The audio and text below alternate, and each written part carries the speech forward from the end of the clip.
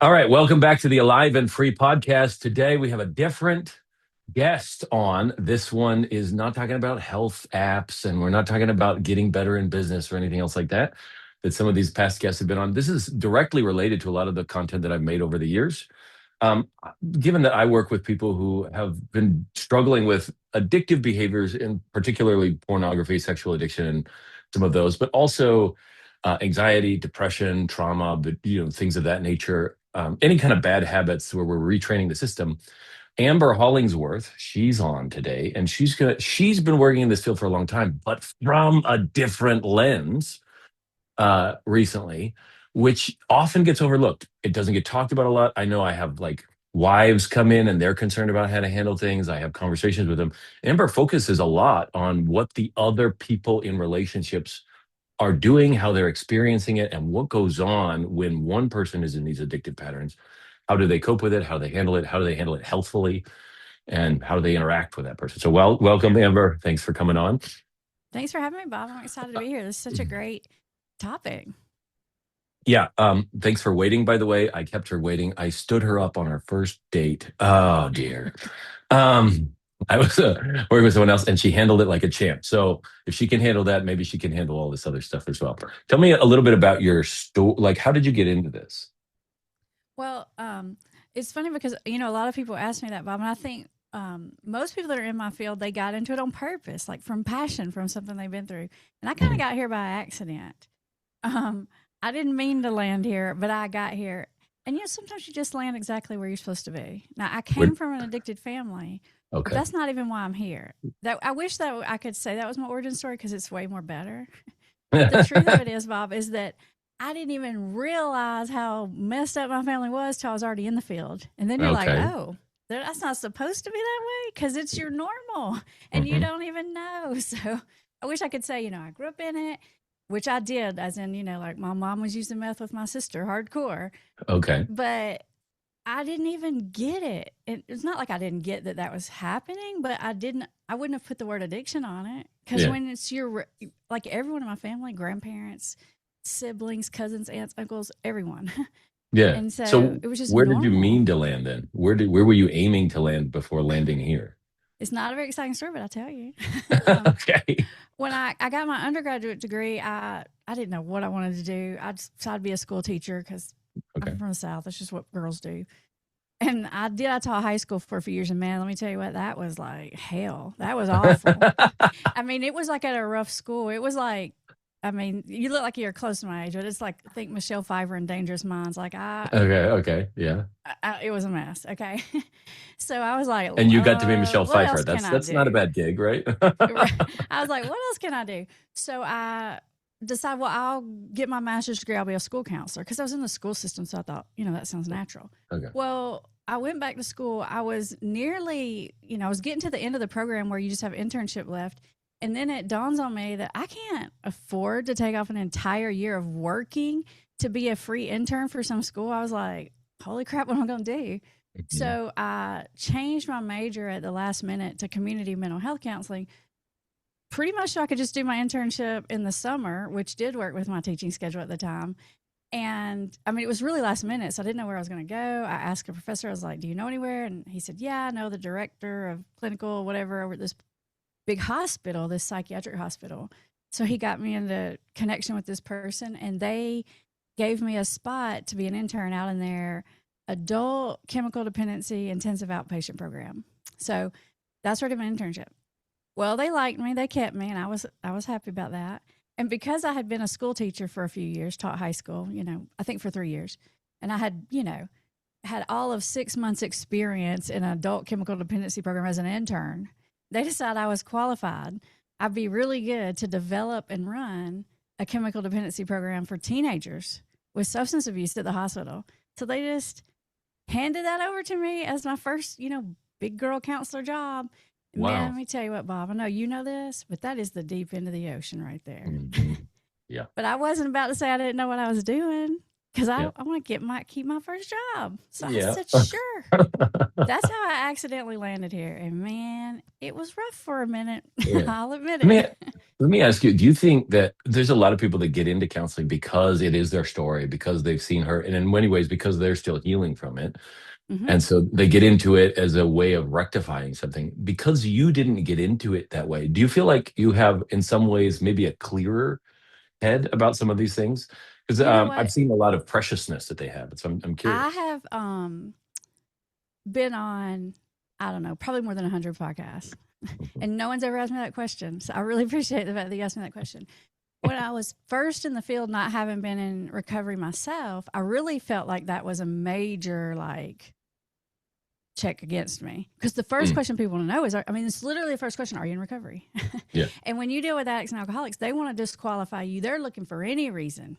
Yeah. So if you fail the first question, you're Mm, out. Even here's what I've learned since then, Bob. Even if I passed that question, it'd be like, well, what are you in recovery from? If I said alcohol, they'd say, well, you never use meth, you're not a real addict. yeah. Yeah, yeah. I If got I that said, well, with. I use meth, they said, well, do you have kids? Because you don't really know until you've had your kids take, so they're looking Yeah. to disqualify. I know that now.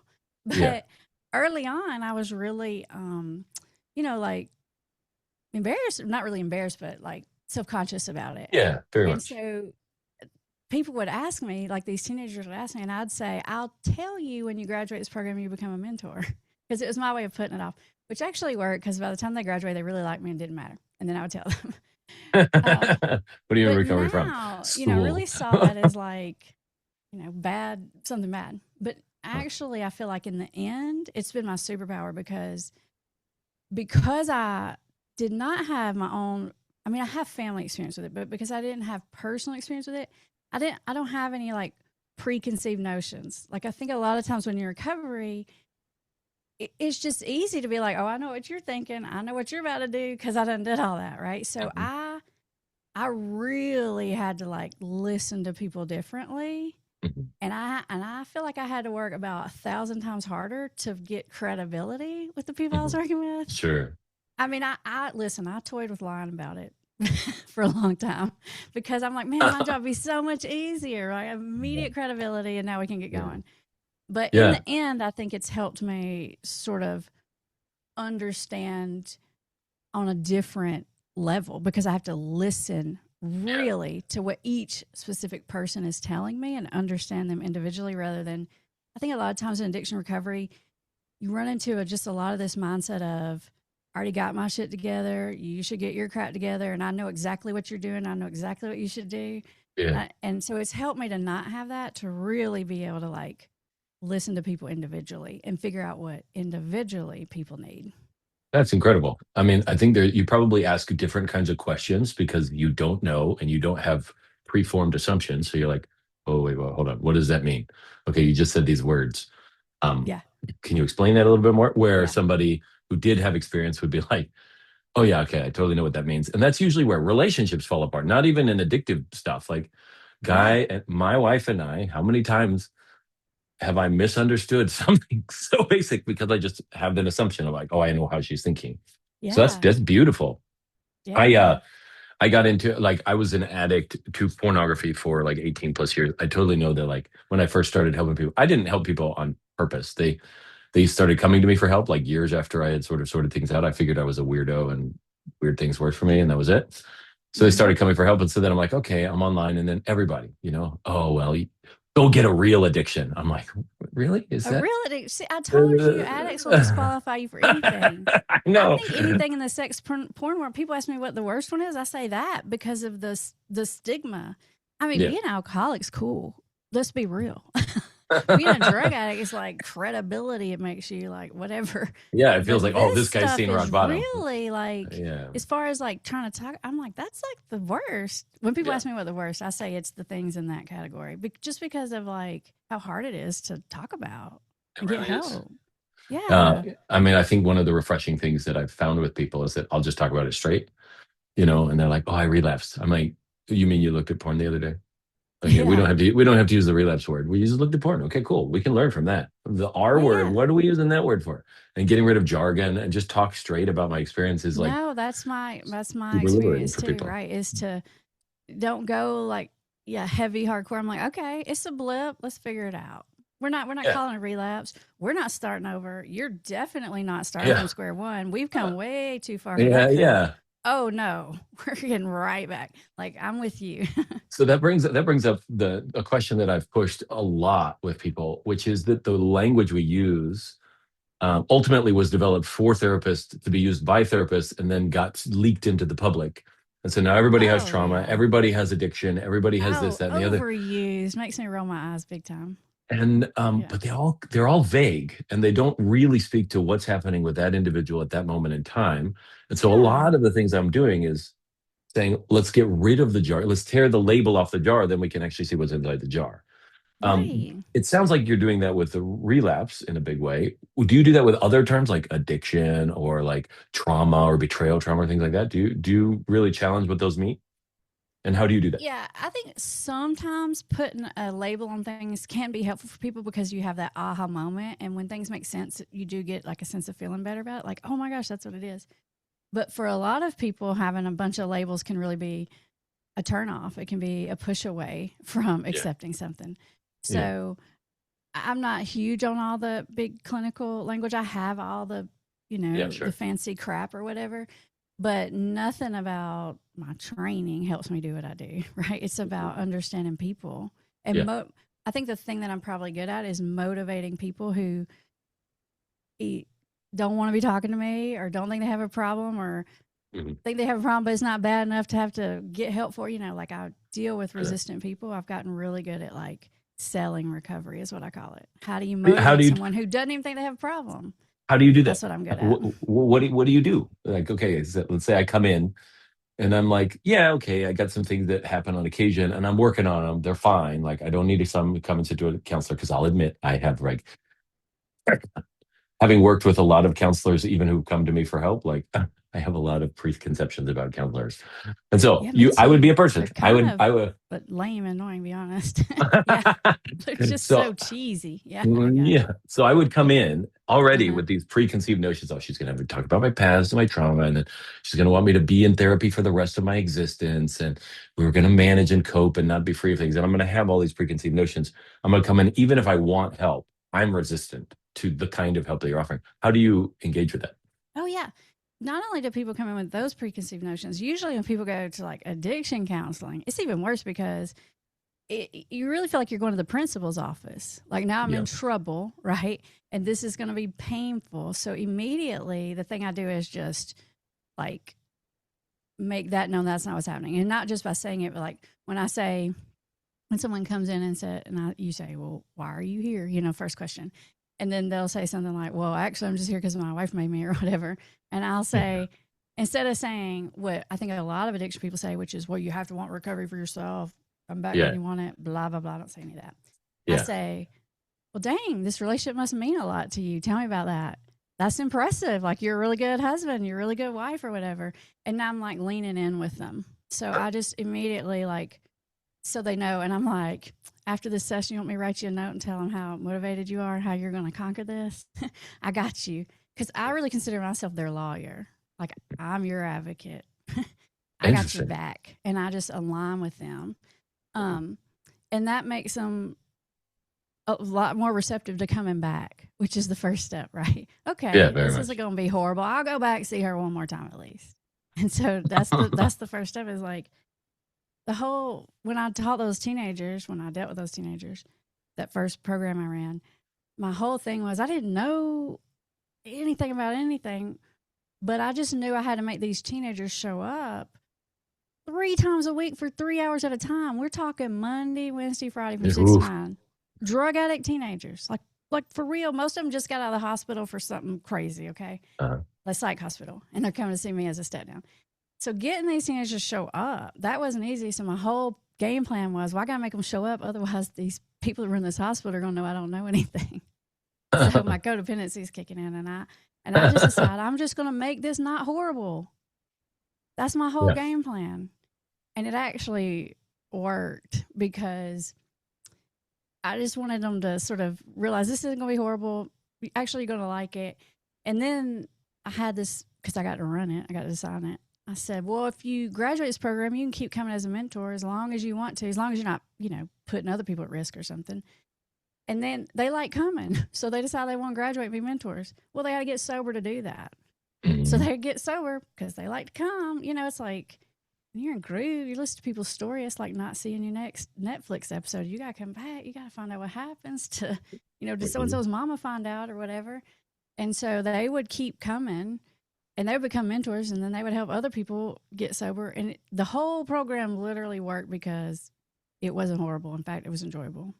And was that just you guys just sitting around talking about what's going on in their life most of the time, or what? Yeah. I mean, yeah, that's when you deal with teenagers, no one wants to listen to them. And everyone says teenagers don't really want to talk, but that's not true. If you're good with them, they'll tell you everything, including what cereal they ate for breakfast. And you're like, good Lord, I don't even need all that. Well, They, they, they have so much stuff they want to talk about. And if you're just engaged with them and it's not, as soon as they tell you something that freaks out your adultness, which is hard because that does happen sometimes. And you're not like, well, I told you, you shouldn't have done that and you should have done this. yeah. They want to be taught. They want to be heard. And teenagers are actually kind of like romantic in thinking, not as in like boyfriend, girlfriend, but more just as in like their ideas about the Yeah, world they're and pretty good and idealistic. bad Yeah. and right and wrong. And they really have like this romantic notion. They really want to be the hero. They really want like Yeah. to be on the good side of things. That's great. That's great. Most of my operation is I tell a lot of stupid jokes. Yeah.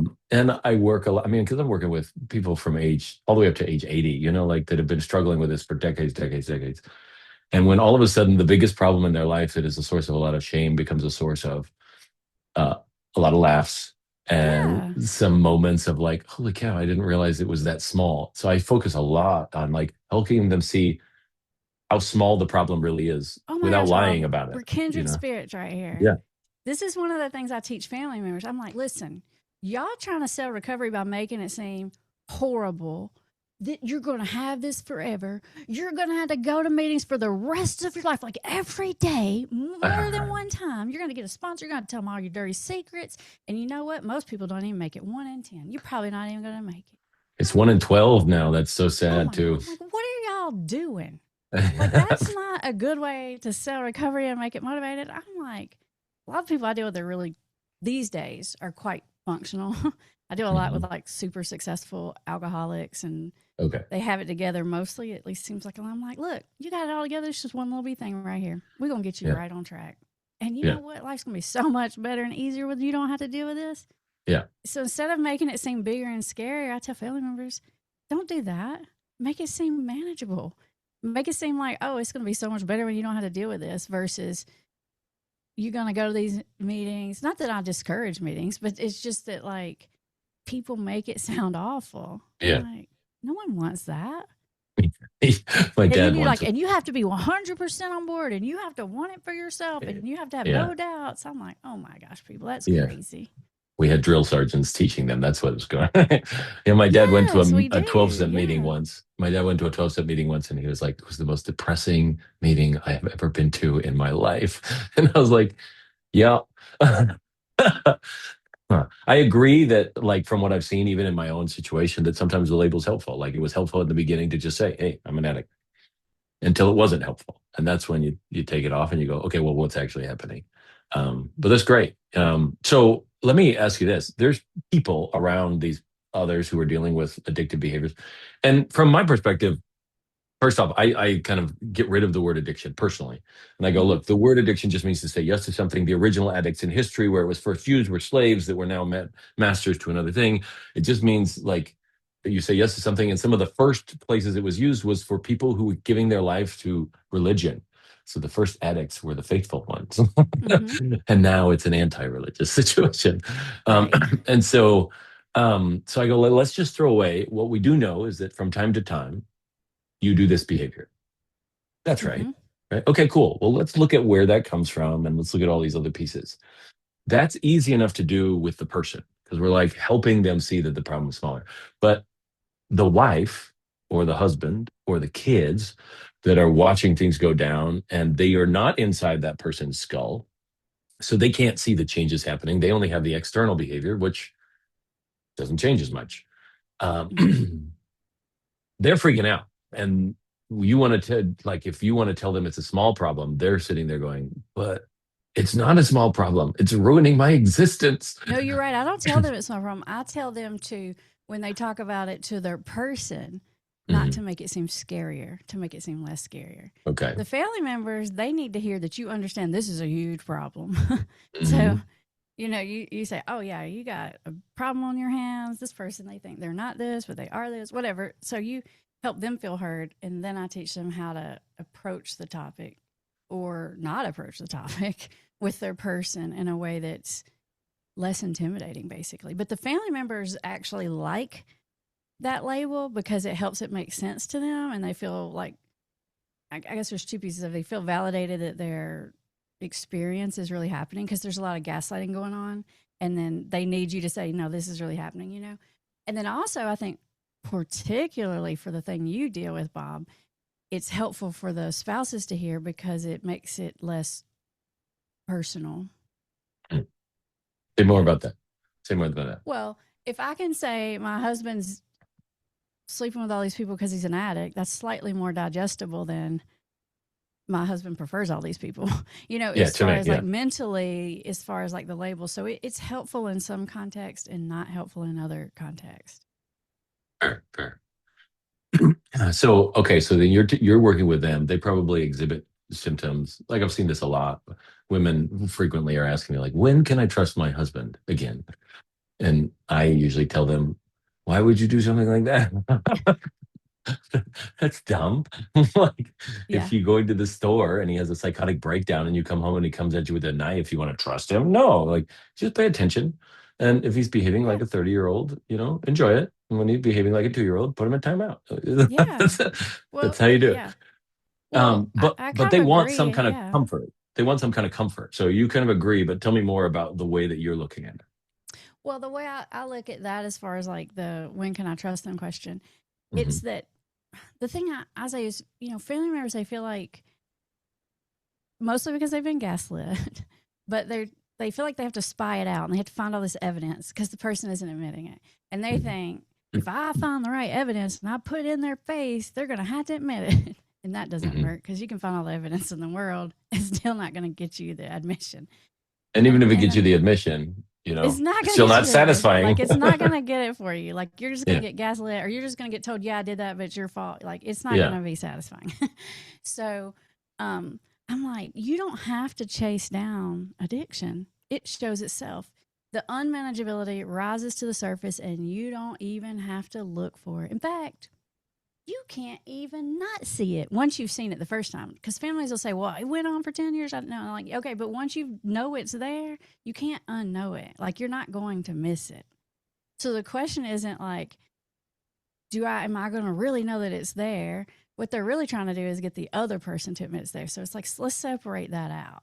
The other person admitting it and you knowing it. Because once you've gone through this cycle a few times, you know your person like the back of your hand.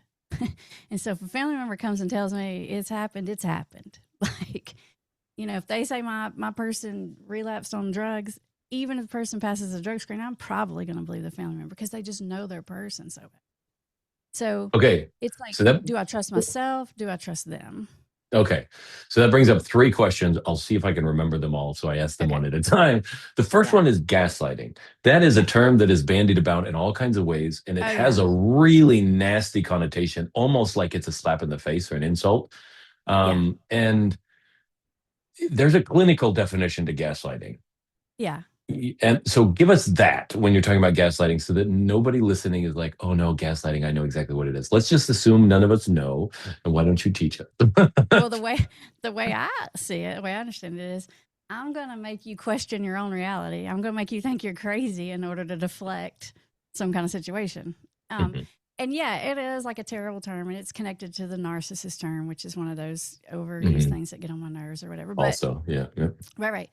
But when I say it, I'm like, when you confront an addict, it's an automatic. It's a reflex. Like, it's not even necessarily this horrible, evil conspiracy plan. It's just immediate. I didn't do it. You didn't see what you thought you saw. It's just anything that they're going to say to deflect when you're trying to back them into a corner. It's And is that reflexive. gaslighting? Is that gaslighting or is that just a reflexive denial? Both. Like a lot of times it's not all reflexive denial is gaslighting, but a lot of it is like you find the empty bottles, you Okay. find the paraphernalia, and they're going to say, that's old, that's been there. But it's not because you search that, 4 times a day or Yeah, something yeah. ridiculous. It's just a reflex. So I always say, first of all, don't ask a question you know the answer to. Hmm. Don't ask somebody if they did something when you know they did it, because they're going to instinctively say no, like before they can even think. So I'm like, don't Hmm. set yourself up to be lied to. So there's just a lot of pieces to it. So is it gaslighting? Yeah. Is it as horrible and evil as people think? No. Have we all done it probably at some point about something? Probably. Yeah. Okay, good. Because generally, gaslighting comes with this sense of like the movie Gaslight or the play Gaslight, where it came from, was this sort of deliberate, conscious, scheming attempt to make the person doubt their reality, as Because opposed I to want like, them to be crazy. This is yeah, just, I just want you to be, I just this is deflecting you. I just want you to like yeah, throw you off the yeah, scent. It's just a reflex. it's Most of the the time when Wizard of it's with Oz. addicts. Right. Mm-hmm. Pay no Yeah. attention to the man behind the curtain. Yeah. Okay, cool. All right, so gaslighting is not necessarily as bad. It can be horrific, but it is not. It's like on a continuum, and it's not necessarily as bad as everybody makes it out to be. So Now, I then will we tell have, you, yeah, there's on my channel, you can hear this story. I'm thinking of like a more malicious version of it, which is kind of funny actually. But like, okay, um, I, there's an interview on my channel. I'm talking to a friend of mine who's in recovery, and he was a young adult, and he talks about how he would, his parents, he had been homeless, everything, all the things, and he would like he knew his family be upstairs at night listening if he was like sneaking out or on the phone. So he would purposely like go downstairs and talk loud like he was on the phone doing something. And then when his mama would run down there and be like, caught you, be like, I'm not even doing anything. See, you're crazy. You always think I'm doing something. Like literally would set up the scenario. oh, Then would dude, go to dad. Dad, look, here she's doing it again. I mean, that's pretty, for me, that that's yeah, that's more along pretty the lines of like, what I would go with gaslighting stuff. Yeah, premeditated. Like, and that's he more, tells stories like that. So sometimes it's like that. yeah. Right. But the Yeah. bulk of the time, it's just I don't want you to see what you're seeing. Please, like, ignore it. It's I'm a gonna hand panic. wave it. It's Yeah, panic. very Mm-hmm. much. Yeah. Okay, so then that leads to this question around trust, then, right? Yeah. So the way that I've told people about trust is like essentially it is a decision not to pay attention to someone. If I trust you, then I pay less attention to you in certain circumstances. If I don't trust you, I pay a whole lot more attention. Yeah. Like a And so, hypervigilance. Yeah. yeah. And so I go, like, look, let's just pay good attention to your spouse. And that means you don't trust them because you're paying attention to them in that sense. But it's like, let's Mm-hmm. just learn to pay attention to the people around you, and then you'll have a great relationship. Mm-hmm. And so I kind of skirt the issue that way with them Mm-hmm. because what often happens is there are many, many men I've worked with who they're done. They're done with the behavior. That doesn't mean they don't have, thoughts that show up because unfortunately with pornography, the second you see it, you've already consumed it. Yeah. And Yeah. your body's already reacting and it's on the roller coaster and stuff. The Yeah. second you think Yeah. it, you've already consumed it. Like it's already there. And so, yeah, sure. In that sense, that's happening all the time. And with the world we live in today, everything is hypersexualized anyway. And so, yeah, there's a lot that they're dealing with on the inside, but they're done. They're not masturbating. They're not looking at pornography. They're not in the closet doing stuff.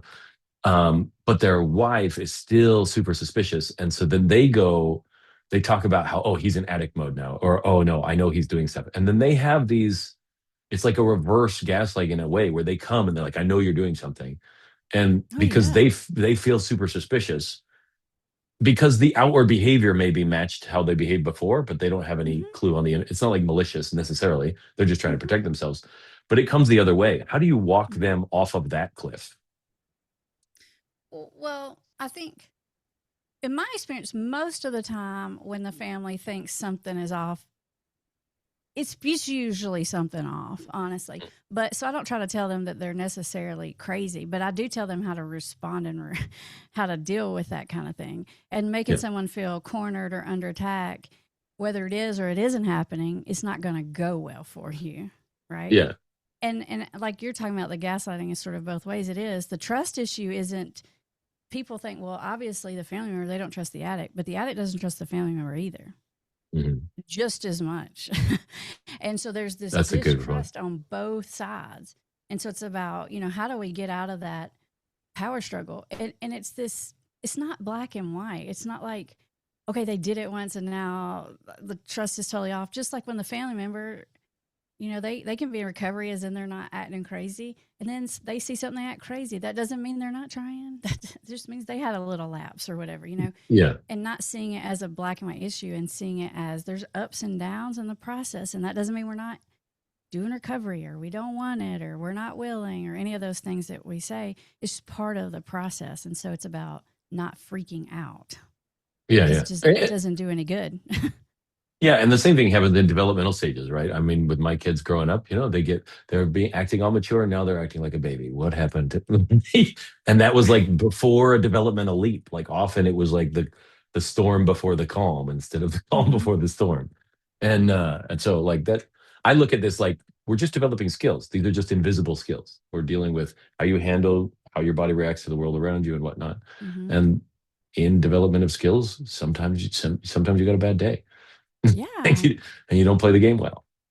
Right. We're all like that, right? Maybe Yeah, we're yeah, hungry, angry, lonely, tired, whatever. Maybe we had a bad day, right? yeah. Like in the instance you're describing, like if it's the family member and they're like suspicious or they think something's up, if they need to approach it, first of all, I say, do you need to call it out? So let's think through.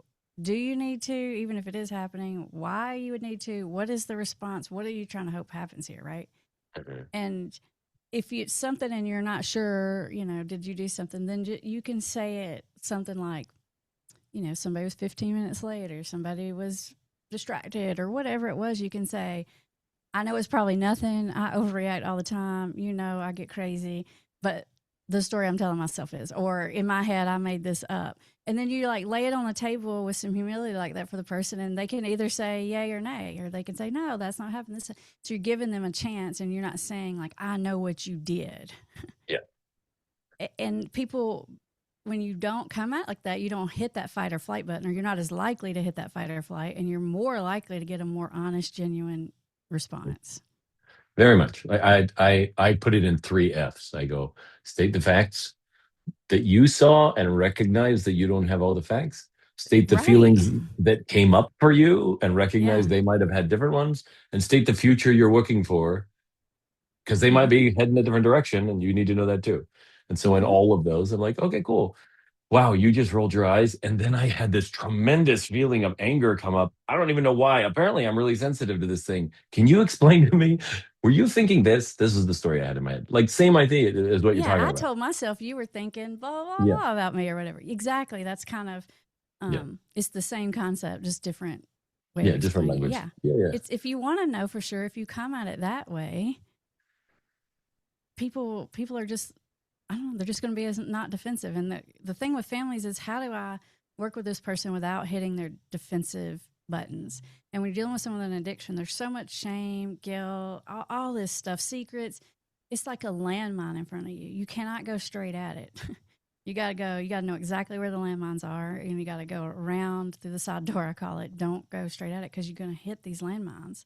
And the big problem with that is not only does it not work, but every time you come at someone and you make them defensive and they go into that mode where they're denying it, minimizing it, rationalizing it, blaming you, whatever they're doing because they're defensive. When you get someone to think or say thoughts that you don't want them to say and think that's against what you want them to say and think, now they're reinforcing it in their own head. So not only are they denying it to you, but they're convincing themselves. So you never want to put someone in a position to think and especially not say out or argue, say loudly and over to you those thoughts because you're making the denial worse. You're making them dig in. And so, how do I interact with someone and not hit those buttons? Okay. That's great. That's great. Okay. So then the next question, I might have forgotten the third one in general. Okay. I get too excited. I go off on tangents. My bad. I do it all the time, and then I have to come back around. And then, so we've talked about the family, we've talked about sort of gaslighting and trust and whatnot. The word recovery comes up a lot. And what I usually end up with doing with the clients is I say, like, let's think about the word recovery like we would in sports. that the word recovery means that you are as functional or more functional than you were before you started. That means you've recovered. Mm-hmm. Otherwise, you're not recovered. You're still in physical therapy. You're still doing other types of things. And so when Okay. I'm talking to them about being triggered or something else like that, I go, look, what happened? XYZ happened. What was the reaction that you felt? Where is it in your body? Cool. We can measure that. Now, let's change it. Let's get rid of it. And then let's recover from it.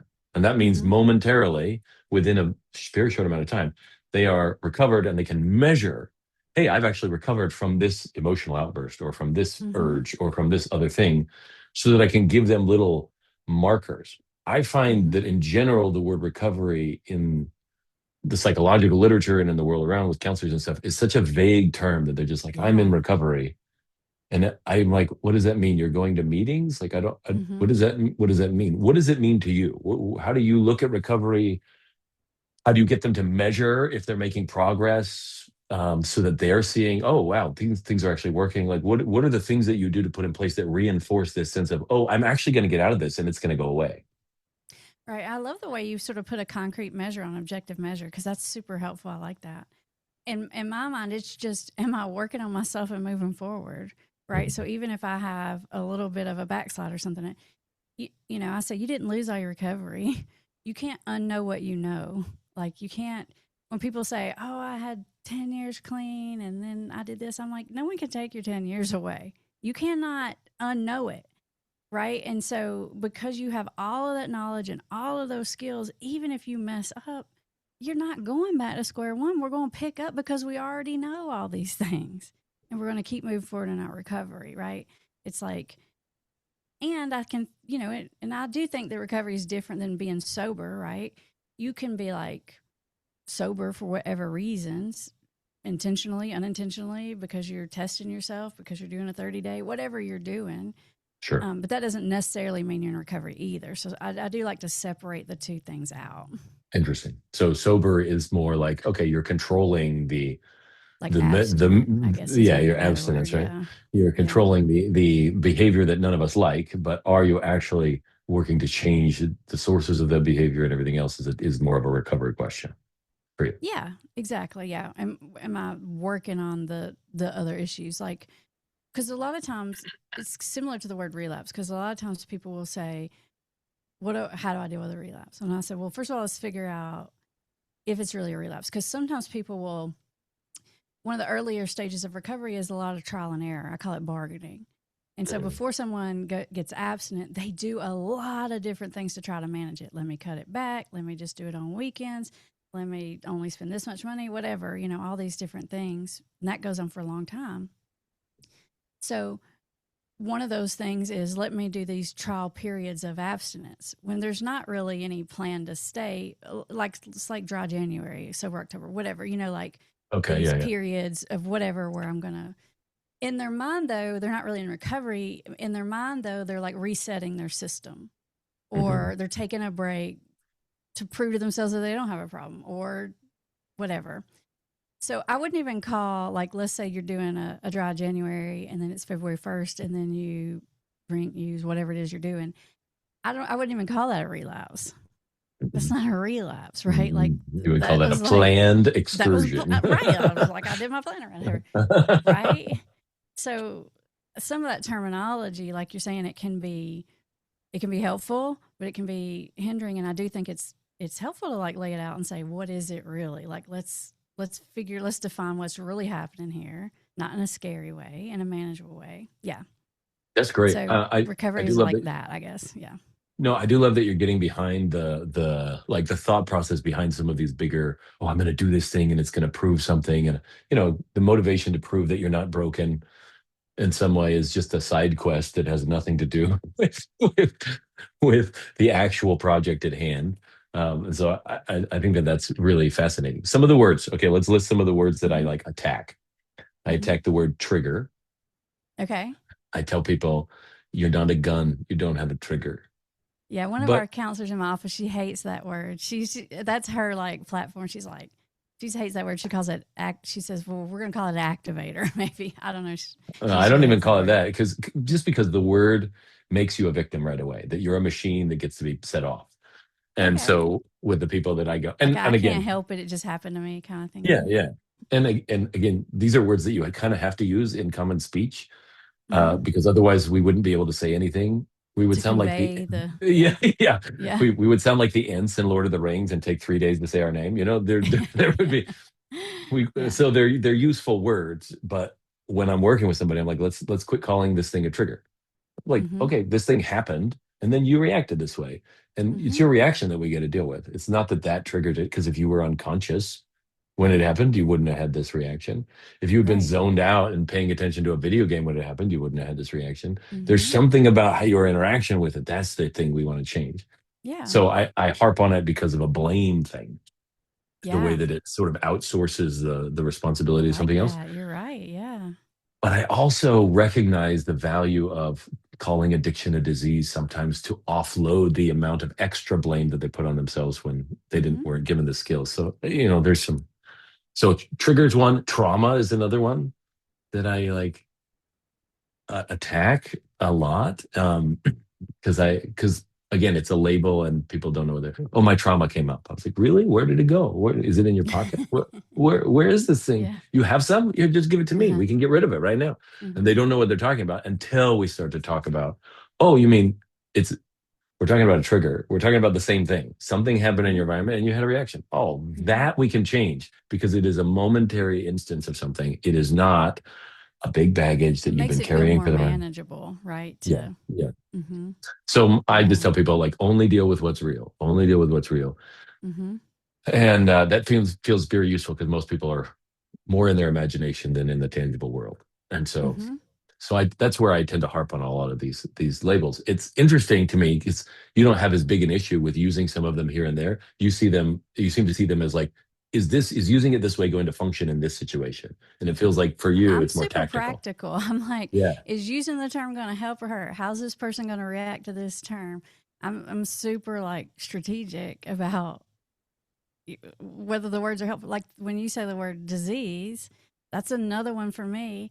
I don't think that it is a disease, but I'm yeah, not opposed to using the term disease because it does have some usefulness. And yeah. so, yeah, you can just get into the semantics of it all, and sometimes that's helpful. So for me, it's just strategic placement of That's great. what's effective in this moment with this person, what's the context, all the things.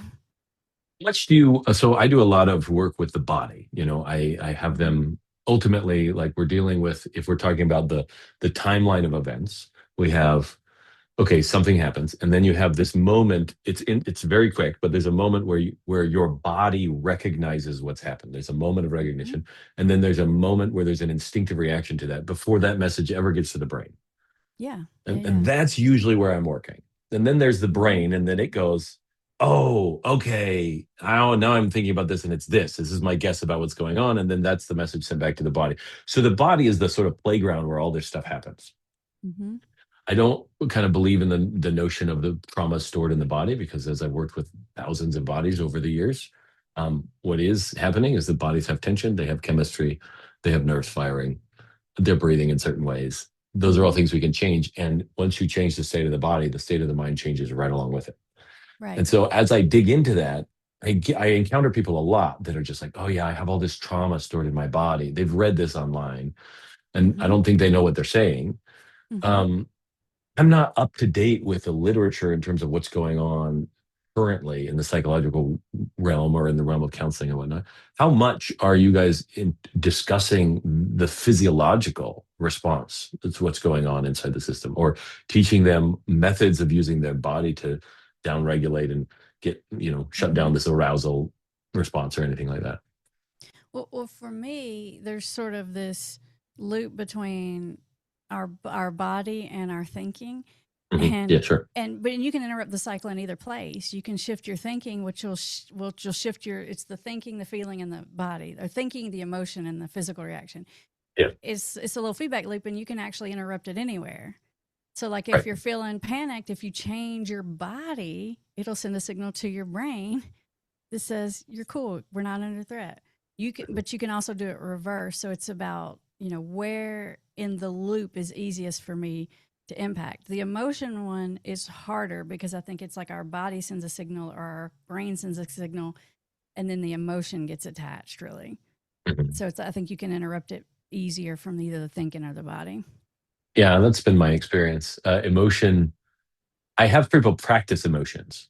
Mm-hmm. I have people practice going from like, okay, anger. All right. And I have them sit there for a second. Okay. Now go to curiosity. Okay. Now go to this. So that they just have this Yeah. like practice that takes a few minutes a day where Uh-huh. they like, so that there's some message in their brain that says, hey, I'm not stuck in this. If I get here, I know how to get out of it to this and I know how to get out of it to that. Right, because there's this idea I can't control how I feel. I'm like, sure you can. Sure Yeah. you can. Yeah. There's lots of ways. Yeah. But like I get aroused and I really have to like I really feel this urge. I'm like, yeah. And then if somebody punches you in the face, that's gonna go away real quick. Mm-hmm. And they like it's a wow, really? Oh, they didn't. There's this massive disconnect between the people understanding that your body is the physiological expression of your mind, and Right. vice versa. You know? And vice versa, right? The Yeah, body sends messages, the mind sends messages back and forth, and the yeah. emotions all tied up together. So from my experience, I feel like for me, I tend to spend about 70 to 80% of the effort on the body, and then once I get their body into a good space, Mm-hmm. then there's room to deal with the mind. Mm-hmm. Um, in your case, how do you approach it? I mean, obviously, each case is unique, and you're going to do what you need in each Yeah. situation. But in general, how do you approach it? I probably am less somatic body focused than you are, although I really like that approach. Um, I probably focus more on the thinking and the emotion side of it. Mhm. So when we change the way we think about something, we change the way we feel about it. And so Yeah, it's about redefining all of these things. Like, for example, I teach people addiction isn't you're broken, it's really a superpower. You're just using it wrong. You know, yeah, yeah, you're obsessive, you're relentless, you don't give up. I'm like, dude, that means you're wired to be a very successful person and make shit happen. This is a good thing, it's not a bad thing. And I'm not trying to make you be balanced. I'm like, no, we just need to like harness up that energy, put yeah. it somewhere that makes you feel good instead of makes you feel bad, you know, like so to me, those are the kind of ways I help change people, the way people are thinking about something, which changes the way they feel about something, changes about, you know, it ping pongs back and forth, I think. Fair, fair. That's cool. Yeah. Yeah. Sometimes I'll talk to them about addiction. I'm like, look, the fact that you can do this so well that it's automatic and it Yeah. happens instantly without you weren't born doing that. That means you have all the apparatus you need to make something else happen just as automatically. Should we train Yeah. that? Yeah. You know? Yeah, it's a different thing. Okay, so Yeah. all right. So in your work, I Hmm. mean, what is your favorite thing to see in your work? Like the thing that really Me. lights you up? Yeah. Oh, I love alcoholic, a high Hmm. functioning, really sort of A type alcoholic, Hmm. Yeah, why? salesman, charismatic type. I don't know. They're just my type. Like, I just, they're my people. I see a lot of business owners who drink too much. I see a lot of physicians and lawyers. Mhm. Yeah. I don't know why. I get a lot of these. And I think because I'm a business owner, I think I really relate to the stress and the amount of pressure that gets put on you and you're in that arena and why you might find yourself drinking. I just relate to Okay. I don't know, the psychology of the situation of it. And most of the people I see are men. So Okay. it's usually, yeah, I could say businessmen who drink too much. I've seen it all, all of it, all the addictions, all the ages, all the everything. But my favorite is high functioning alcoholics. Okay. And is there some like when you see them making improvement, is there some personal benefit or satisfaction that you get? Like, do you find that sometimes as you're helping them, it works something out in you as well?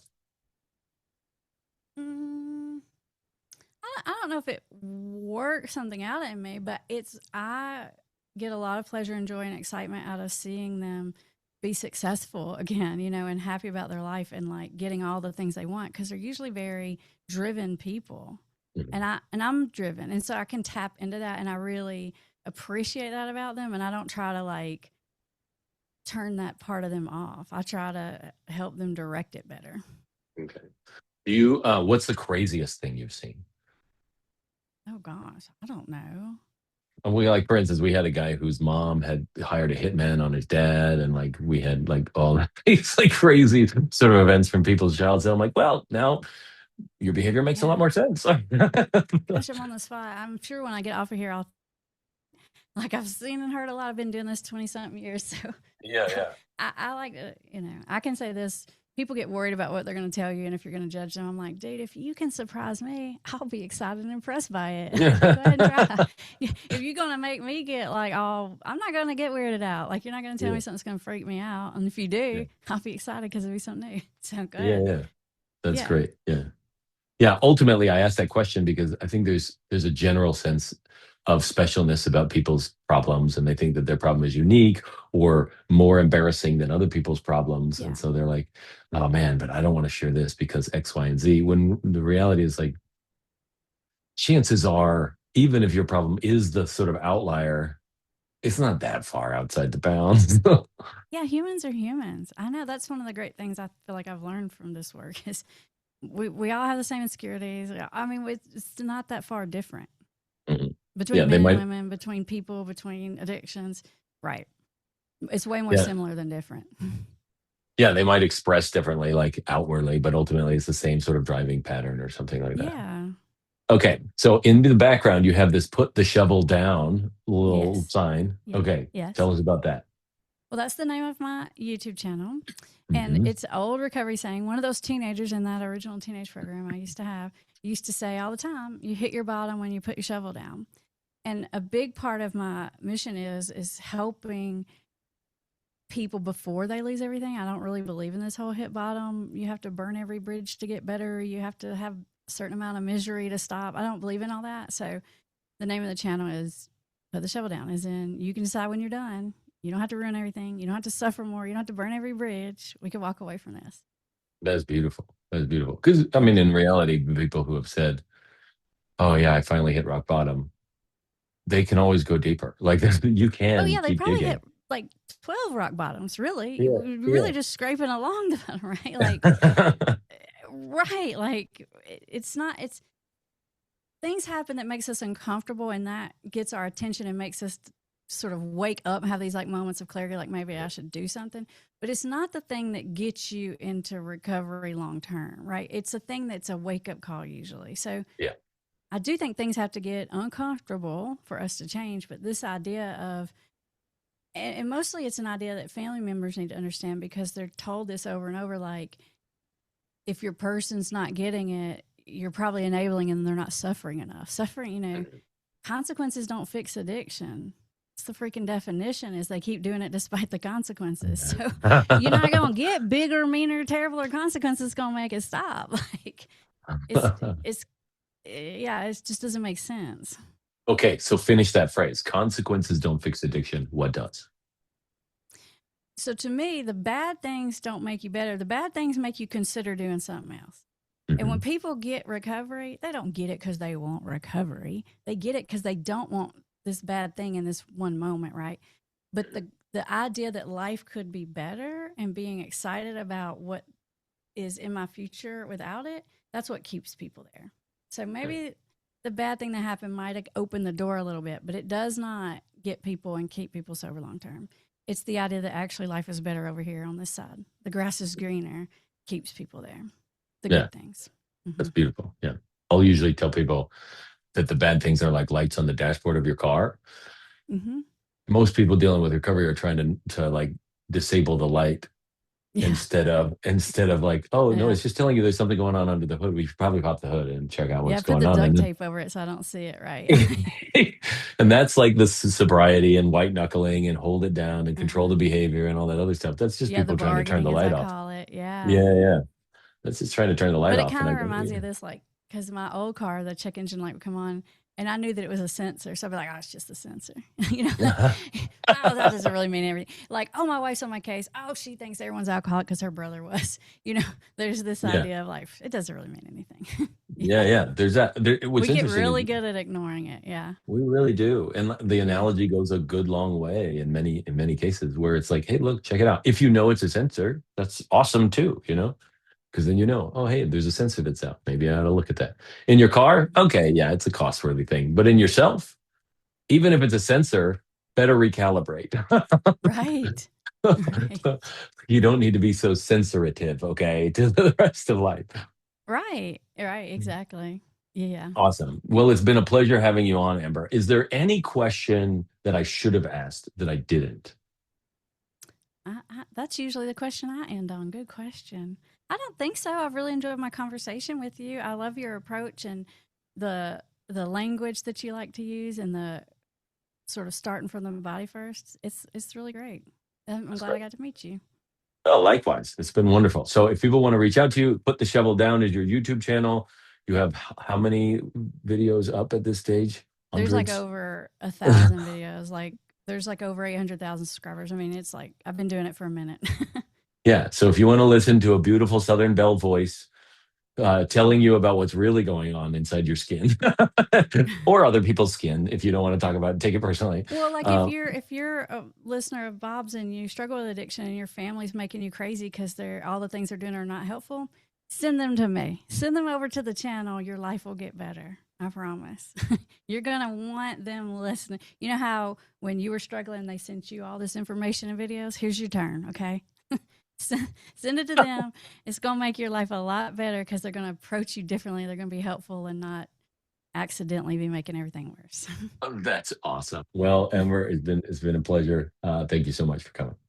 Thanks for having me.